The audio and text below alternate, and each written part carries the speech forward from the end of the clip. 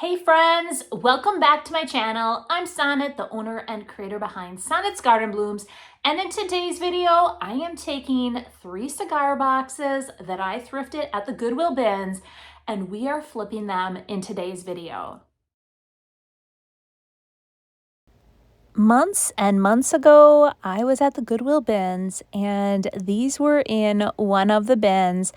They are old cigar boxes, and you guys, they caught my eye right away. I loved the look of them, and I thought, I can definitely flip them in some way. I didn't know what I wanted to do with them, so they stayed in my stash for all these months. And then today I thought, you know what? We are going to flip all 3 of them. We're going to do a different technique on each one. The first one, we are going to use a paint inlay. The second one, we are going to use a transfer from IOD. And then the third one, we are going to use recycled decoupage paper. The first thing we need to do though is clean these babies up. If you notice on 2 of them, there are these stickers.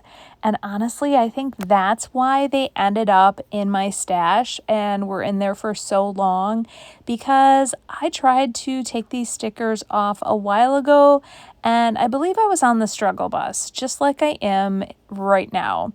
The only thing that really helped me though was this little razor blade.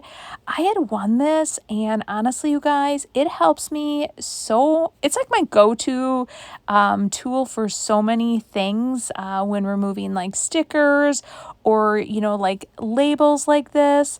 And just be careful, because I was going a little crazy with taking this sticker off and I did end up cutting my finger. But this worked perfect. Once I got all the stickers off, if you remember, I've been using this product called Soak Off, and it actually is for nails, for taking like, I believe like the dip nails or gel nails off. And I had bought a bottle of it, and it helps with so many things. So I just took a little bit of that and wiped it on there, and I ended up getting rid of all the rest of the sticker residue. Here they are, all the stickers are off and they look all shiny and new. Now it's time to start flipping. I am so excited to transform all 3 of these, and I cannot wait to hear what you guys think. My vision for this cigar box is I want to paint it a darker color. Now, when I opened it up, I actually thought I could get this like big sticker out. It was not budging. So I decided to embrace it. So I'm going to show you what we're going to do with it in a little bit. But I am using DIY's Little Black Dress, and this is such a nice, rich black color. And if you haven't used DIY paint before, it is a clay-based paint, and it has to be sealed after you use it. So once you apply the paint, it does need to be sealed with some type of top coat, whether that be DIY's Big Top, like a polyacrylic. You can use a wax of any kind to seal it. It just needs to be completely sealed. Now, what I'm doing is I am applying one even coat. DIY paint is heavily pigmented, and this has amazing coverage. So I'm applying one coat, but then I'm going to be using a paint inlay. So anytime you use a paint inlay, you apply that first coat of paint, and then you have to apply your second coat, and that is when you apply your paint inlay. So we're going to let this first coat dry, and then we're going to come back and add the paint inlay. I decided I was going to use the paint inlay called Petite Fleur Pink. On the last IOD release, there are 2 of these. There's the pink and then there's the red. And they both are absolutely gorgeous. I just decided I wanted to use the pink one. So I am going ahead and picking out the inlay that I want to use on top. I'm going to cut it out, and then we're going to apply it.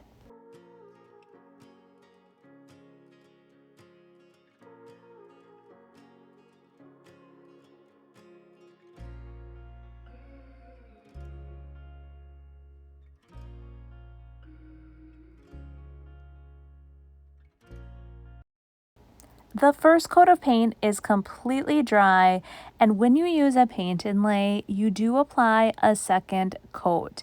You do want this to be a little bit thicker than the first coat, but just not too thick. And what I do is I first coat all the entire edge, and then I'm going to apply just a nice even coat of the little black dress on the very top. And the key here, I did go to the IOD conference and I saw Jonathan Mark Mendez and Annie Sloan, and they talked about some different tips of using paint inlays. The one tip was have your second coat of paint just be a little bit thicker. And then the other tip was have out your misting bottle and actually mist your paint inlay before you lay it down. It actually starts activating the paint on the paint inlay even before it gets embedded into that wet paint then. So after you mist it, then you're going to want to lay it into that wet paint.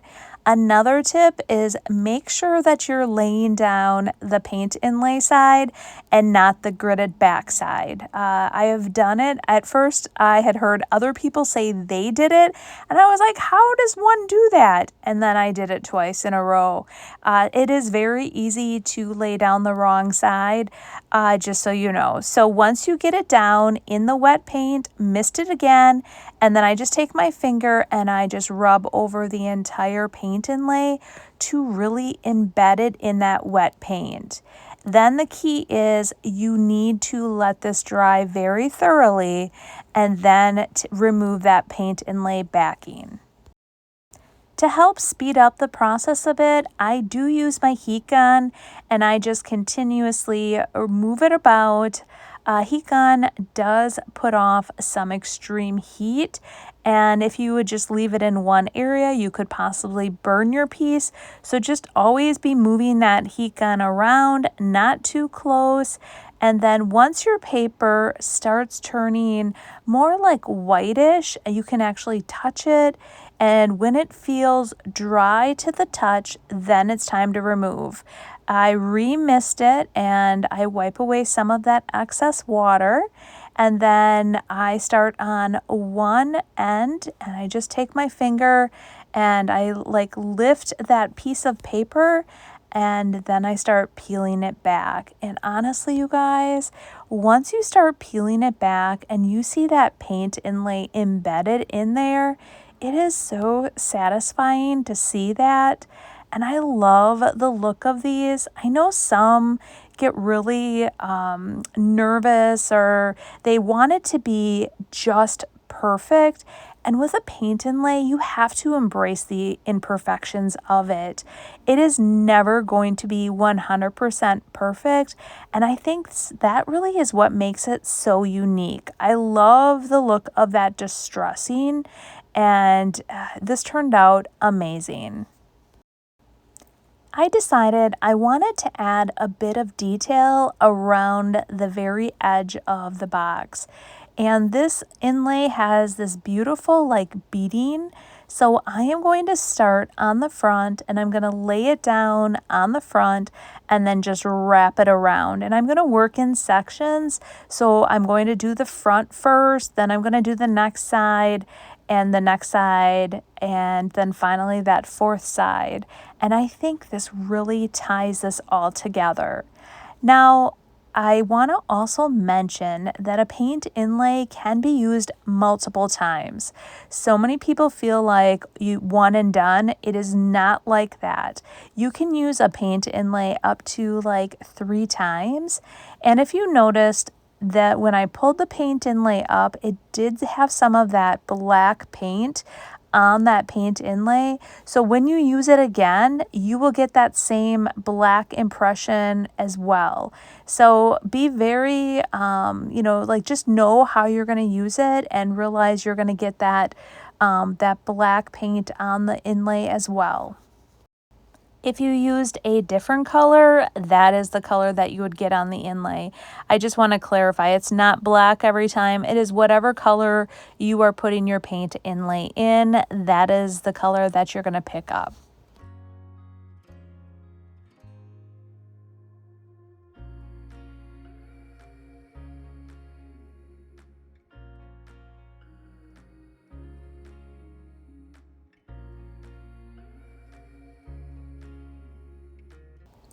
just like I had with the top, now that it's completely dry, I just remist it and then I start peeling them back. And just this little detail, I just think it just pulls the entire piece together. I love it, and I am so glad I decided to add these little or this little beadwork around the very edge. The last thing I wanted to do to this piece was add a bit of distressing. Initially, I was going to use my damp rag and wet distress it. And then I thought the whole piece was really dark underneath, and I didn't think we could see the distressing then enough. So I grabbed a piece of sandpaper and I am just roughing the edges everywhere, just randomly over any of the raised edges.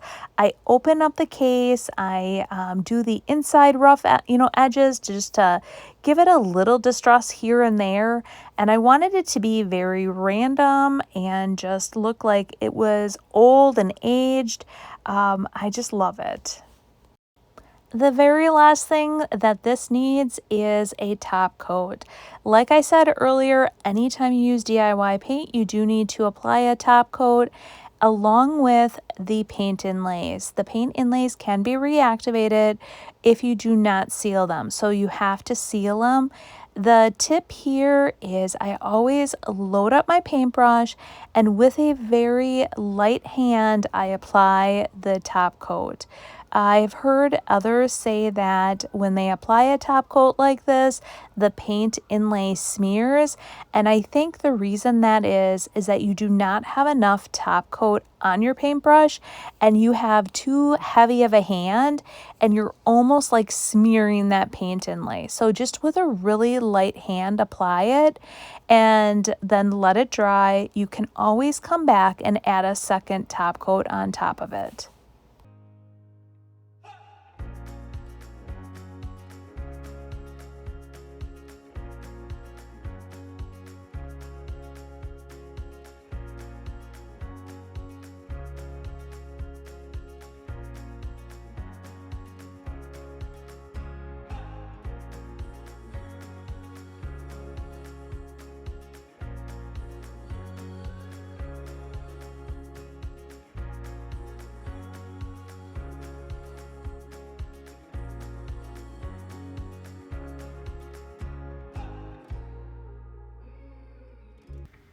My vision for this cigar box is I want to paint it a really warm, creamy white. After that, I want to apply a transfer to it and distress it back a bit. The inside is pristine, so I'm not going to touch that at all. And the first thing that I'm going to do though is, like I said, paint it the color Crinoline from DIY Paint. And this, you guys, is such a beautiful, warm, creamy white. It's one of my favorite go-tos if I want something a little bit more creamy and warm versus like a stark white. As you can see, it's gorgeous.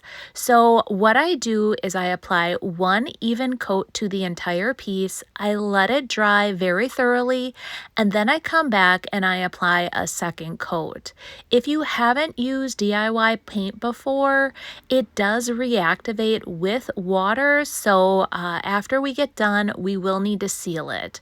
It is a great paint to blend different colors, and the coverage is absolutely amazing. You really don't need to do any prep work when you're applying it to any of your pieces.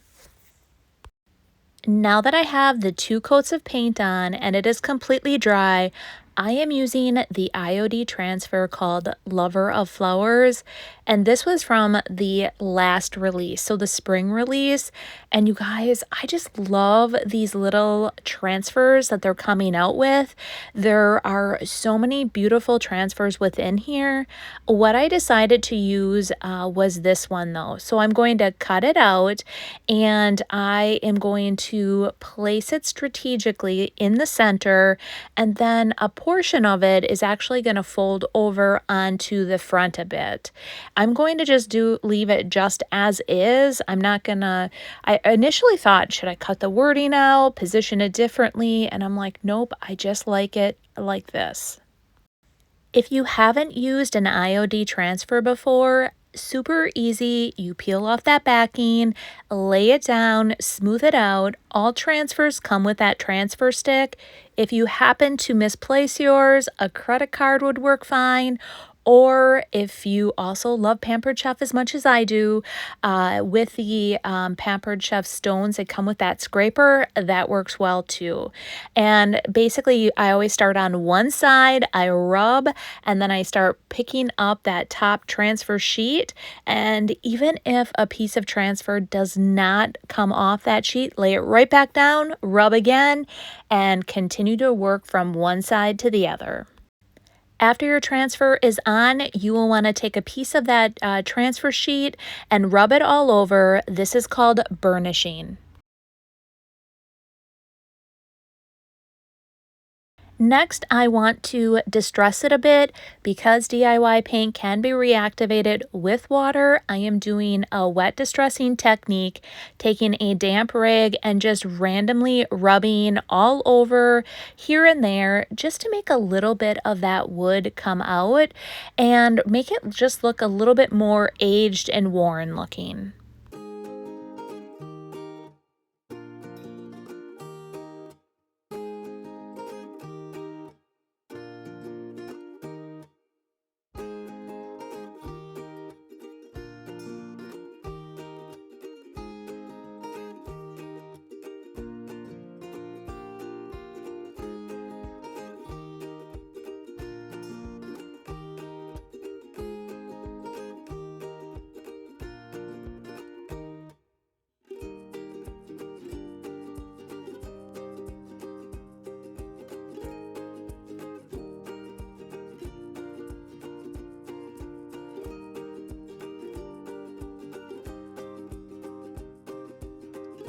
Lastly, I'm sealing the entire piece. I am using DIY's Big Top, and you can use any type of wax, any other type of top coat.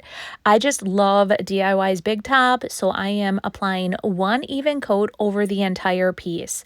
It is recommended that you do seal your transfers to give it a bit of added protection. Plus, with the DIY paint, it can be reactivated, so you do need to seal that as well.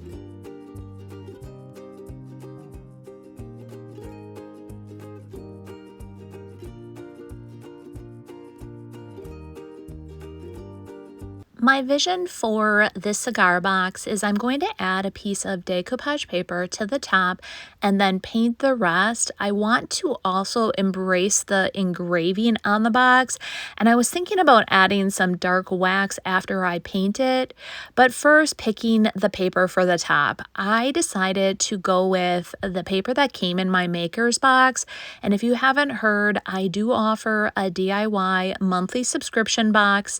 In each box, you do get 2 exclusive Roycycled decoupage papers. So each month, Royce is designing 2 exclusive papers that you can only find in my maker's box, and this was one of them. I felt like it reminded me of a Monet, and the box itself said Da Vinci, and I just felt like it was meant to be.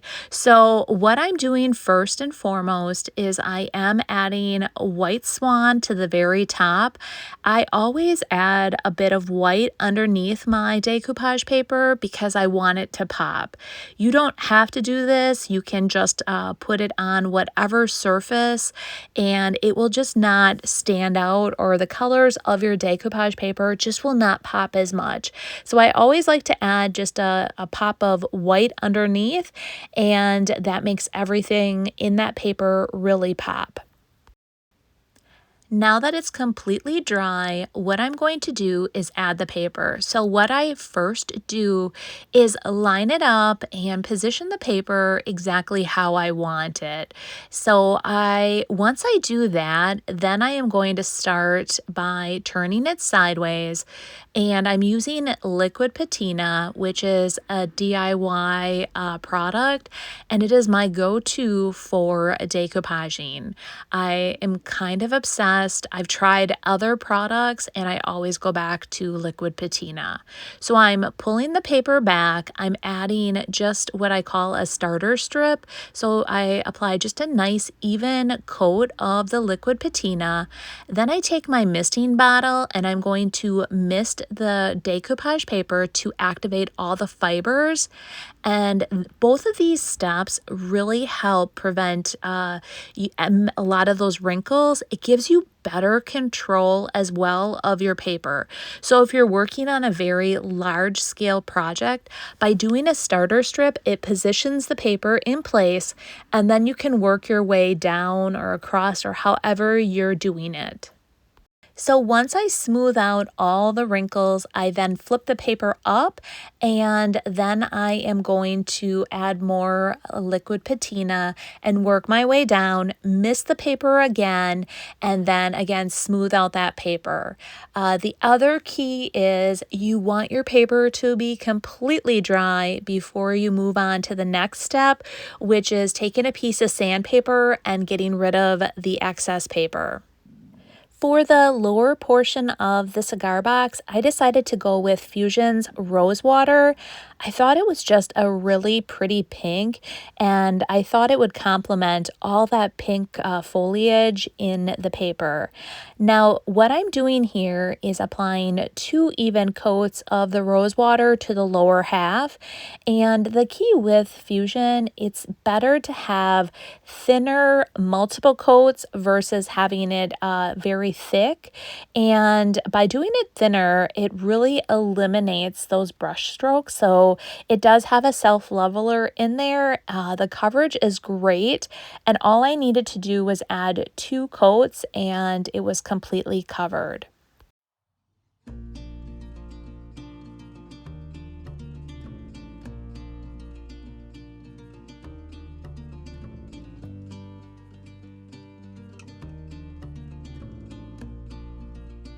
For this step, what I recommend is in a downward motion, take a piece of sandpaper or a sanding block, and just like I said, in a downward motion, get rid of that excess paper.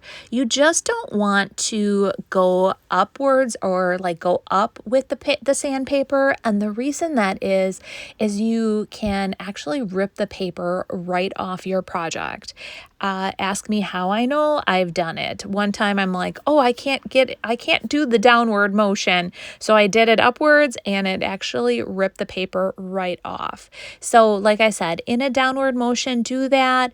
And then after you get this done, you'll want to seal your decoupage paper one more time, and then it will be complete. Now that the decoupage paper is taken care of, what I want to do is add just a bit of dark wax. I'm using DIY's black wax and a waxing brush. I just felt like I wanted to tone down the pink a little bit and then bring out that writing that was actually like engraved into the cigar box. So once I add the black wax, I take a piece of paper towel and I wipe away the excess. And I want the black wax to really stay within that engraving. And I do that over the entire piece. Now, after I got this done, once you add wax, you can't remove it. And I felt like it may have made the pink a little bit dingy, but overall, I still like the entire look of it. It looks really aged and old. I then go back and add a little bit more wax around the very edges on each of the corners. And I think overall, I end up loving this piece.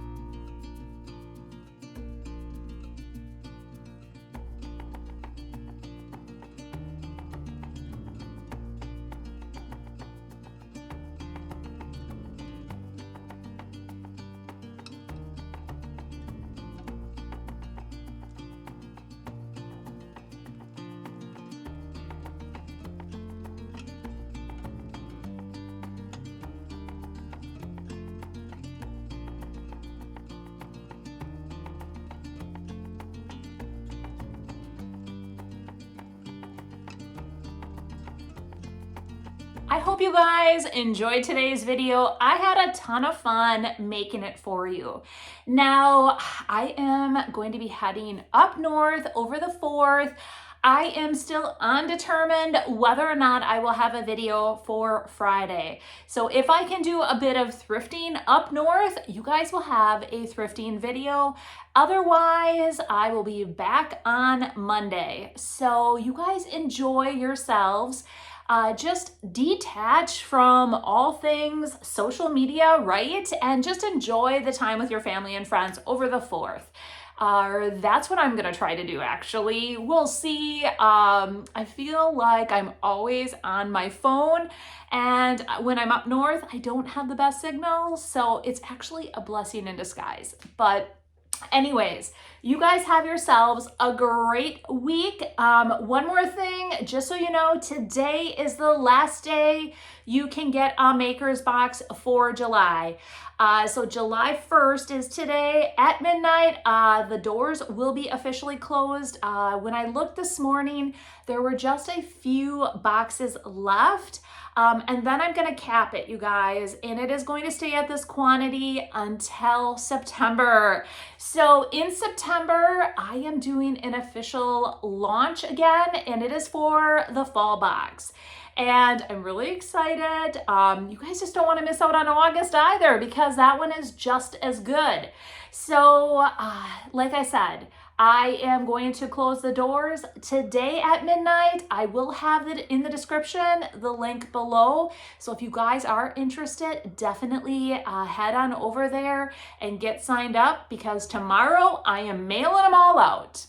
All right, we'll see you guys next week, and have yourselves a great 4th of July. Bye-bye.